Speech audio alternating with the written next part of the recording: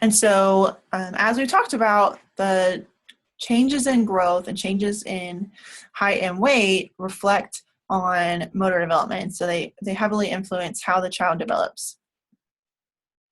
So one of those things is center of gravity. And I mentioned earlier how a baby's head is 25% of their body. And so, and you can see here in that image.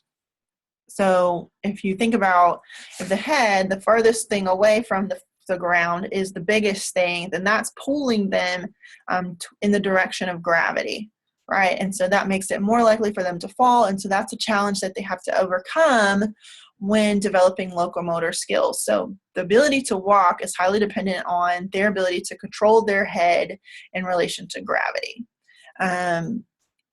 What helps females, and we'll talk about in locomotor skills, how some skills are developed better in boys and some skills are developed better in girls. The more complicated skills, the jumping and the hopping, are actually better in girls. They develop faster.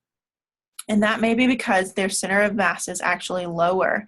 So because girls, the way that they're built, their hips are wider. And so that sets their center of mass lower. Whereas boys, their shoulders are wider, which sets their center of mass higher.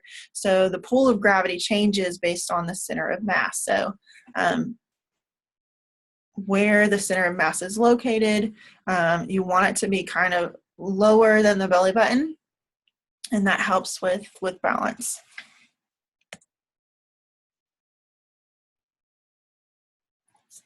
Also, in relation to the height to weight ratio, heavier babies tend to are delayed in their motor skills, especially we see this with walking.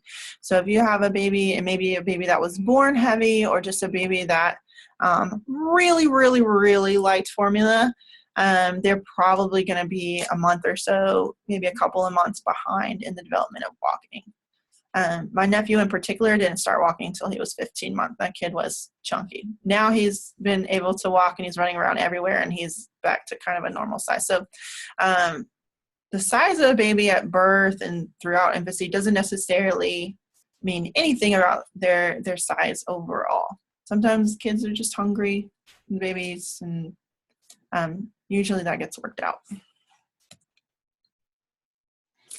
And then disproportionate body size. So if they're, again, with talking about the center of mass, if their head is a lot larger than the rest of their body, or if their shoulders are higher, their trunk is larger, that's going to make it hard for them to stop really quickly. So imagine because you have a kind of a forward motion, you have a forward line, you're leaning forward, I guess is probably the easiest way to describe that when you're running.